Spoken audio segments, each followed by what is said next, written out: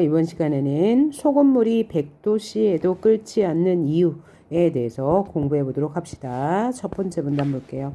한 종류의 물질로만 이루어져 있을 것 같은 우유, 한 종류로 이루어지지 않았나 봐요. 를 현미경으로 들여다보면 물에 녹지 않는 단백질이나 지방, 무기염류 등이 불균일하게 섞여 있다. 균일하지 않게. 균일하다는 것은 똑같이. 그러니까 우유에는 단백질도 있고 지방도 있고 무기염류도 있는데 이런 것들은 구성 비율이 일정하지 않다. 라는 얘기죠. 일정하지 않게 섞여 있는 것을 관찰할 수 있다. 우리 주변의 물질은 한 종류의 물질로만 이루어진 순물질. 순물질은 한 종류의 물질만 이루어진 거고, 그러면 이 우유는 한 종류로만 이루어지지 않았으니까 혼합물이 되겠네요. 둘 이상의 순물질로 섞여 있는 혼합물. 둘 이상의 순물질이 섞인 건 혼합물. 그러니까 우유는 혼합물. 이 혼합물은 구성하고 있는 순물질이 불균일하게 섞여 있는 거예요. 이때 혼합물을 이루는 성분 물질은 각각의 성질을 그대로 지닌 채 섞여 있다. 그러니까 우유도 그 안에 들어있는 단백질, 지방, 무기염류가 그대로 성질을 지닌 채 섞여 있겠네요. 혼합물인 설탕물을 먹었을 때, 자, 물과 설탕이 섞였으니까 혼합물이네요. 단맛이 나는 이유도 무엇 때문이다? 그 안에 들어있는 물질의 성질을 그대로 유지하고 있기 때문이다. 설탕이 그 성질을 그대로 지니고 물과 섞여 있기 때문이다. 이와 같은 물질은 다른 물질과 구별되는 고유한 성질을 갖는다. 혼합물도 고유한 성질을 가지고 혼합되어 있어요. 그 물질만이 지닌 밀도, 용해도, 녹는 점, 어는 점, 끓는 점과 같은 성질을 물질의 특성이라고 한다. 밀도는 뭐예요?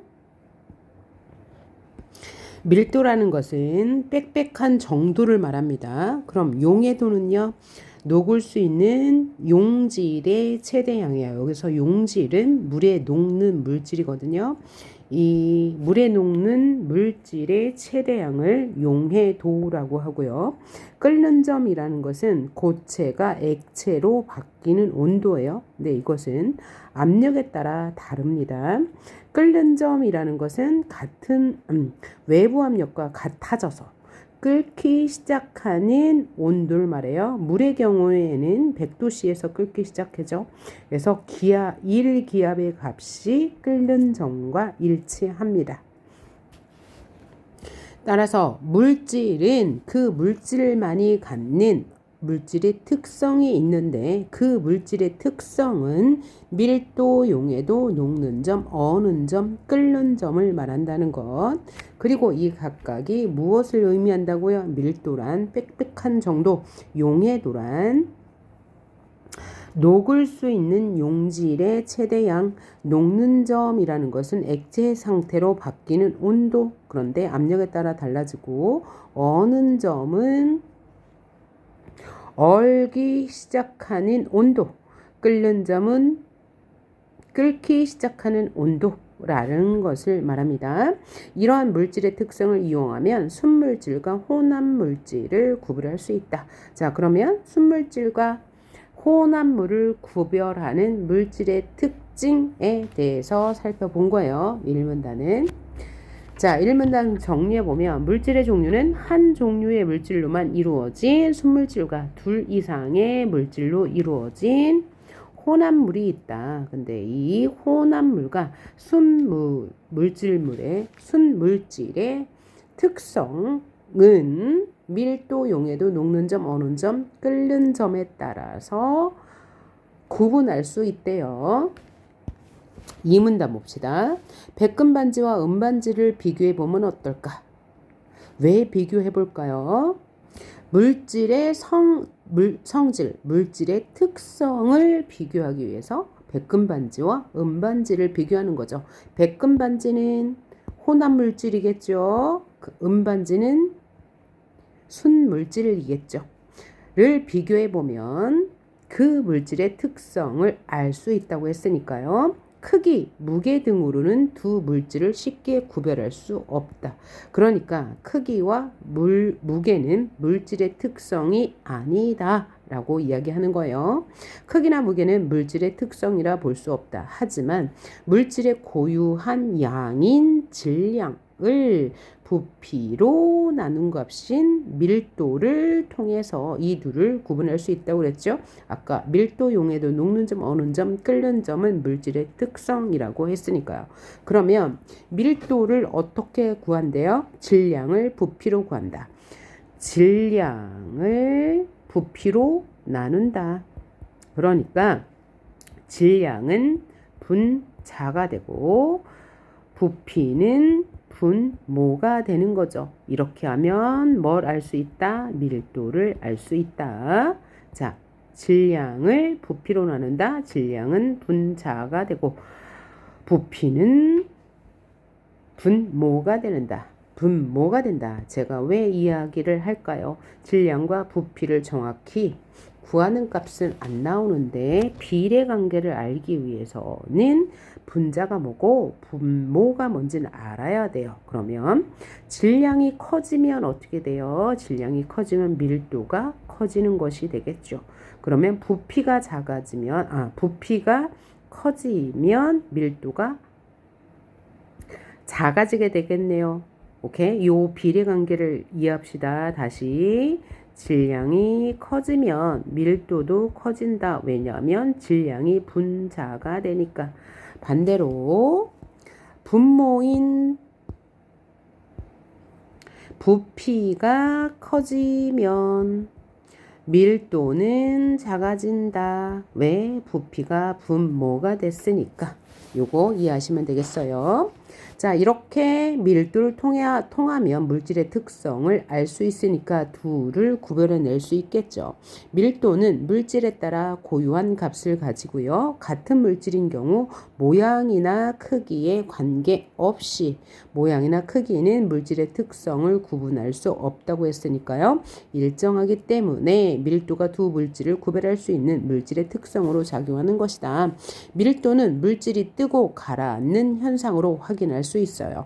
아까 밀도가 뭐라고 했어요? 촘촘한 정도라고 했잖아요. 그래서 촘촘하면 쉽게 가라앉고, 즉 질량이 크면 무게가 많아지겠죠. 그러니까 쉽게 가라앉고, 밀도가 작으면 무게가 적어지니까 쉽게 위로 뜰 거예요. 밀도가 큰 물질일수록 아래로 가라앉는다. 여기서 하나 가야 될 거, 밀도가 작은 물질은 위로 뜨는 물질은 가벼우니까 밀도가 작으면 무게도 가볍다라는 비례관계 알고 갑시다.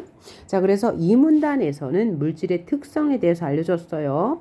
자, 밀도는 고유한 값으로 같은 물질인 경우 모양이나 크기에 관계없이 일정함으로 물질을 구분하는 기준이 된다. 밀도.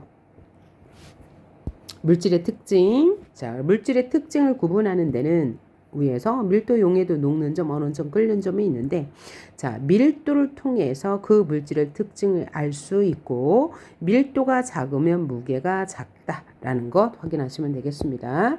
다음 문단 읽어볼게요.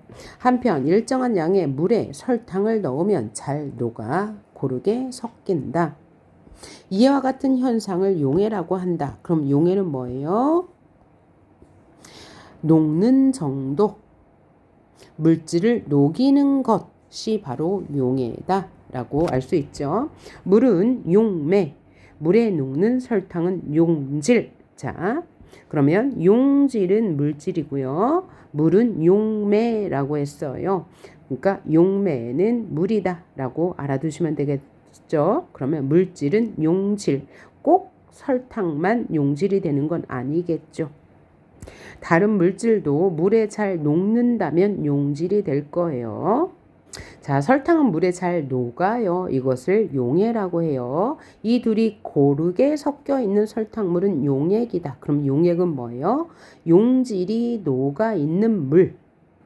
용액이라고 하는 거죠. 그리고 어떤 온도에서 용매, 아까 용매가 뭐라고 그랬죠? 물이라고 그랬어요. 물 100g에 최대로 녹을 수 있는 용질의 그람수를 그 물질의 용해도, 아까 용해도 얘기했죠. 녹을 수 있는 용질의 최대 양 용해도, 온도와 용매가 같을 경우, 아까 용매가 뭐라고 그랬어요? 물, 온도와 물이 같을 때 용해도는 일정하다. 자, 온도와 용매가 같으면 용해도가 일정하다. 용해도는 녹는 정도. 온도와 물이 같으면 용해도는 일정하다. 그래서 물질의 종류에 따라 달라지는 용해도는 물질의 종류에 따라 당연히 달라질 거고요. 물질을 구별할 수 있는 물질의 특성이다. 아까 물질의 특성, 밀도, 용해도, 녹는 점, 어는 점, 끓는 점과 같은 성질을 물질의 특성이라고 한다라고 하면서 1문단에서 무엇을 이야기할 건지 화제를 제시해 줬어요. 그 화제는 뭐예요? 물질의 특성이죠. 물질의 특성을 구별하는 것은 요거라고 했으니까 요것을 차례대로 설명해 주는 거네요. 그렇죠? 그래서 2문단에서는 밀도의 특징, 2문단에서는 용해도의 특징에 대해서 말해주고 있어요.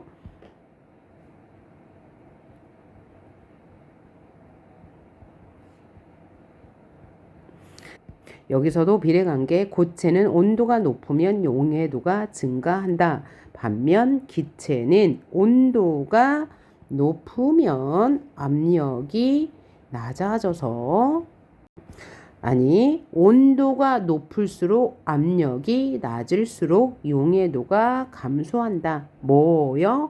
기체가요. 기체는 온도가 높을수록 압력이 낮을수록 용해도가 감소한다. 그럼 반대말로 바꿔봐요.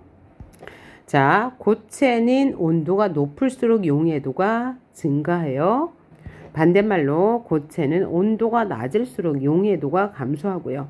또 기체는 온도가 높을수록 압력이 낮을수록 용해도가 감소해. 반대말, 기체는 온도가 낮을수록 압력이 높을수록 용해도가 높아진다. 문제는 이렇게 나오거든요. 그래서 반대말도 항상 생각해 가면서 지문을 읽읍시다. 그리고 탄산음료의 병뚜껑을 열어두면 김이 빠지는 것도 병 내부의 압력이 낮아지면 어떻게 된다고요? 용해도가 낮아진다고 그랬죠.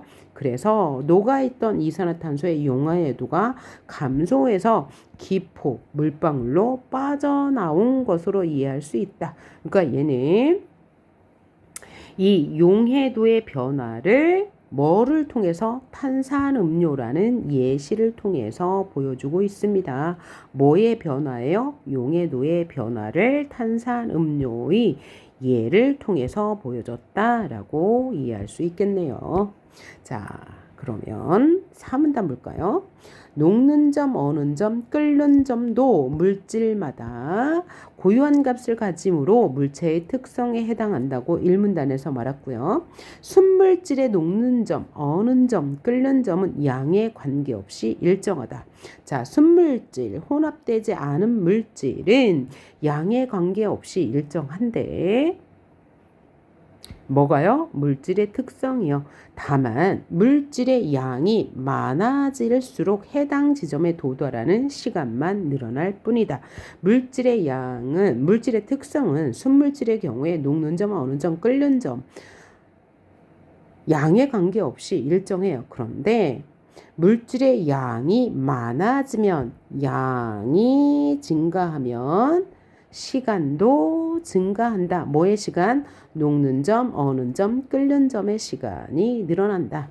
그러나 혼합물질은 대조의 관계네요. 자, 순물질은 어는 점, 녹는 점, 끓는 점이 양에 관계없이 일정한 물질의 특성을 지나지만 양이 많아지면 녹는 점, 어는 점, 끓는 점에 도달하는 시간만 늘어나 반면에 혼합물의 경우에는 녹는 점, 어는 점, 끓는 점은 성분 물질의 혼합 비율에 따라 다양하게 나타나. 왜냐하면 혼합물이라는 것은 순물질 2개 이상이 합쳐진 것이므로 그 순물질의 성질에 따라 혼합물의 비율에 따라 다양하게 나타난다는 거죠. 그래서 대조의 전개 방식으로 이야기를 설명하고 있네요. 그래서 예를 들어서 보충 설명해줘요. 순물질인 물은 1기압일 때 항상 100도씨에서 끓어. 자, 물에 끓는 점 100도씨. 그런데 혼합물인 소금물은 100도씨보다 높은 온도에서 끓기 시작하여 끓을수록 농도가 진해져 끓는 점이 점차 올라간다. 그러니까 이 소금물은 100도씨보다 높은 온도에서 끓기 시작하여 계속 끓는데 농도가 진해진대요. 끓을수록. 그래서 끓는 점이 점점 올라가니까 끓는 점이 계속 변한다는 얘기네요. 뭐에 따라? 혼합물의 비율, 양에 따라 변한다고 해요. 이와 마찬가지로 물은 0도씨에서 얼지만 어는 점은 물은 0도씨야. 소금물은 0도씨보다 낮은 온도에서 얼기 시작하여 어는 점이 계속 낮아진다. 뭐에 따라서? 이 소금의 양에 따라서, 소금과 물의 비율에 따라서. 자, 여기를 정리해 보면 녹는 점, 어는 점, 끓는 점도 물질의 고유한 값을 지니므로 물질의 특성을 나타내는데, 순물질의 경우에는 녹는 점, 어는 점, 끓는 점은 양에 관계없이 일정해요. 다만 양이 많아지면 도달하는 시간만 늘어날 뿐인데, 혼합물의 경우에는 혼합의 비율에 따라서 다양하게 나타나는데, 예를 들어 순물질의 물은 100도씨에서 끓는 점이지만, 그리고 물은 어는 점이 0도씨이지만, 혼합물의 경우 소금물은 100도씨보다 높은 온도에서 끓기 시작하고 어는 점은 0도씨보다 낮은 지점에서부터 어는 점이 시작한다 라고 말해주고 있어요. 오른쪽 정리해 볼까요? 녹는 점, 어는 점, 끓는 점. 뭐뭇의 녹는 점, 어는 점, 끓는 점은 일정하나? 순물질. 순물질의 녹는 점, 어는 점, 끓는 점을 일정하나? 뭐뭇은? 혼합물은 성분 물질의 혼합 비율에 따라서 달라지므로 이 둘을 구분할 수 있는 물질의 특성이 있다라고 말해줬어요. 자, 그래서 이 글 전체는 물질은 그 물질마다 고유한 성질이 있는데, 그것은 밀도용의 녹는 점, 어는 점, 끓는 점을 통해서 그 물질의 특성을 확인할 수 있어요. 첫째, 밀도를 통해서 확인할 수 있는데, 이 밀도는 질량을 부피로 나눈 값으로, 질량과 부피는 물질의 특성을 갖지 않지만 밀도는 질량과 부피로 구할 수 있어요. 그래서 이 밀도를 통해서 물질의 특성을 알 수 있는 거고, 또 끓는 점과 어는 점, 용해도를 통해서 물질의 성질을 알 수 있는데, 용해도라는 것은 물의 녹는 정도를 말한다. 용해도는 고체의 경우에는 온도가 높을수록 온도가 증가하고, 기체의 경우에는 온도가 낮을수록 압력이 높을수록 용해도가 증가한다. 제가 지금 반대말로 한 거예요. 자, 예를 들면 탄산음료는 뚜껑을 열면 용해도가 감소하는데, 그 이유는 병 내부의 압력이 낮아지기 때문이다 라고 말했고요. 마지막 문단에서 녹는 점, 어는 점, 끓는 점도 물질의 성질에 따라 달라지는데, 그 물질은 혼합물의 경우에는 그 혼합 비율에 따라서, 순물질은 일정하다고 했어요. 다만 양이 늘면 시간만 늘어난다고 했습니다. 이를 바탕으로 문제를 한번 풀어보도록 합니다. 문제 1번. 윗글에서 설명하고 있는 내용이 아닌 것은 1번 순물질과 혼합물은 차이가 있다고 설명했고요. 물질이 갖는 고유한 특성이 있다고 했어요. 고유한 특성은 밀도에 따라서 또 뭐에 따라서 용해도에 따라서 녹는 점, 어느 점, 끓는 점에 따라서 물질의 특성이 결정된다고 했고요. 물질의 밀도를 계산하는 법, 질량을 부피로 나눈 것이다 라고 얘기했고요. 녹는 점, 어는 점, 끓는 점에 대한 정의는 없었네요. 그래서 제가 따로 이야기했고요. 5번 기체의 용해도에 영향을 미치는 요소 뭐라고 했죠? 온도와 압력이라고 했어요. 온도가 낮을수록 압력이 높을수록 용해도가 증가한다고 했습니다. 다음 문제 풀어볼게요. 이 글의 내용과 일치하지 않는 것을 골라봐라. 1번 흰 우유는 둘 이상의 물질이 균일하게가 아니고 불균일하게 균일하지 않게 섞여 있대요. 하지만 그 고유한 물질들의 특성은 그대로 유지하고 있다고 했습니다. 2번 설탕물은 설탕의 성질이 그대로 남아있다고 했죠. 물질이 혼합물이 되어도 그 물질의 성질은 그대로 갖고 있다고 했어요.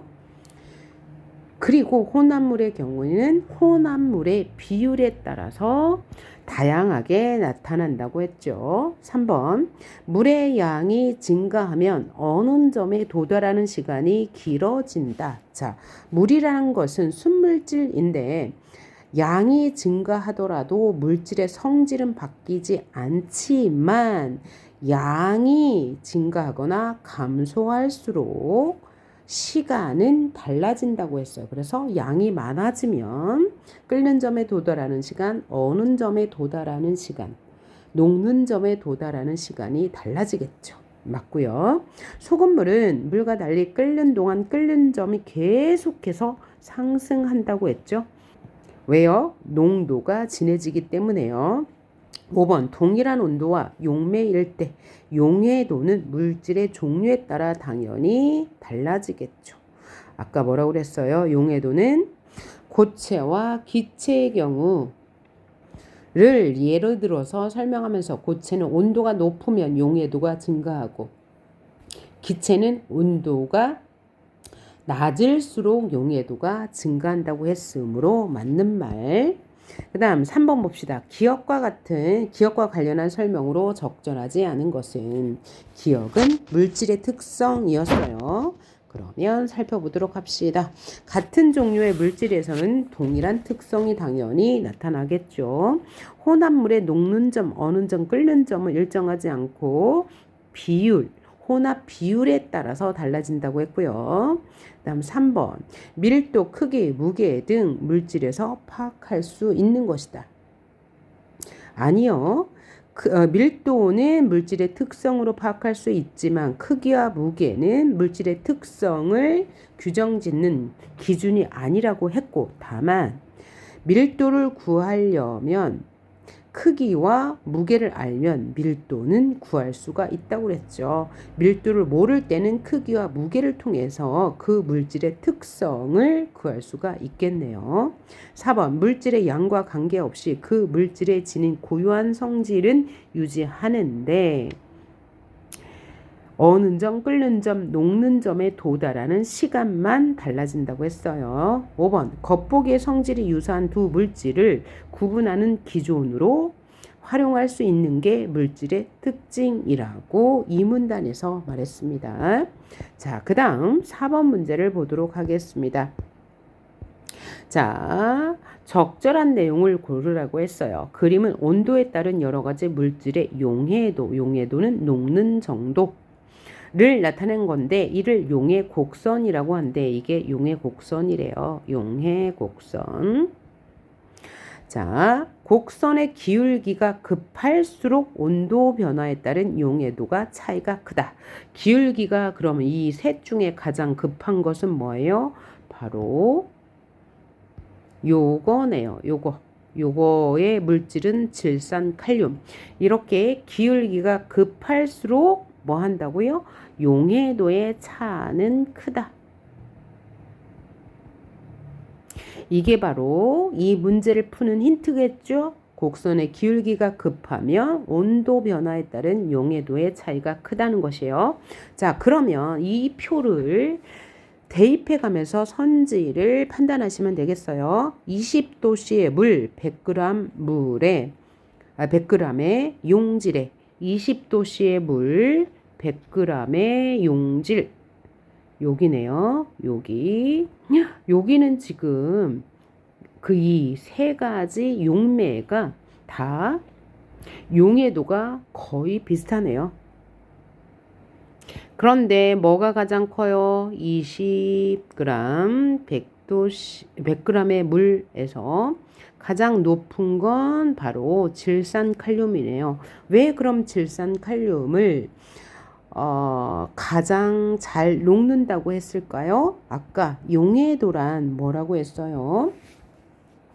어떤 온도에서 용매 100g에 최대로 녹을 수 있는 용질, 최대로 녹을 수 있는 용질, 여기서 용질은 질산나트륨, 질산칼륨, 염화칼륨, 염화나트륨이 되는 거죠. 따라서 이 20도씨의 물에서 20도씨의 온도에서 100g의 물에서 가장 최대로 녹을 수 있는 용해도는 뭐가 되는 거예요? 질산나트륨이 되는 거예요. 질산나트륨. 이렇게 확인할 수 있죠. 선지 2번. 물의 온도가 0도씨일 때 질산칼륨은 요 핑크색이네요. 물에 전혀 녹지 않는 건 녹았죠. 이렇게 녹았잖아요. 그쵸? 물에 녹는 최대 양을 용해도라고 했는데 질산칼륨은 0도씨에서 용해도가 80이에요. 그러니까 녹았다고 할 수 있어요. 선택지 3번. 온도에 따른 용해도의 차이가 가장 큰 것은 염화칼륨. 아까 뭐라고 그랬어요? 곡선의 기울기가 급할수록 온도 변화에 따른 용해도가 가장 큰 거라고 그랬어요. 그러니까 기울기가 가장 급한 게 요게 뭐죠? 기울기가 가장 큰 요것은 질산칼륨이었어요. 염화나트륨이 아니고요. 4번. 질산칼륨과 염화나트륨은 요거, 나트륨은 요거. 40도씨에서 용해도가 비슷한다고 했는데 40도씨에서 염화나트륨은 40 정도 용해되었고 질산칼륨은 40도에서 60 정도 용해되었으니까 비슷하지 않네요. 5번. 물의 온도가 70도씨를 초과할 때 70도씨 여기죠. 초과할 때 질산칼륨이 질산나트륨보다 잘 녹는다. 질산칼륨이 요거죠. 얼마큼 녹았어요? 이렇게 보니까 질산칼륨 요거 이만큼 녹았네요. 140 정도 녹았고요. 질산나트륨은 자, 70도를 초과할 때 여기가 70도인데요. 질산칼륨은 요 지점에 있고요. 질산나트륨은 요 지점이 있으니까 약간 높이 있는 이 질산칼륨이 더 많이 녹았죠. 용해도는 최대로 녹을 수 있는 용질이라고 했으므로 약간 더 많이 녹았네요. 맞는 말이 되겠네요. 자, 그럼 다음 페이지 여러분이 정리하실 수 있겠죠? 여기 정리하고요. 밑에 OX 문제, 그 다음에 가로 채우기 문제 스스로 해보시길 바랍니다. 스스로 복습해 보는 거예요. 네, 수고하셨습니다. 다음 시간에 뵙도록 하겠습니다.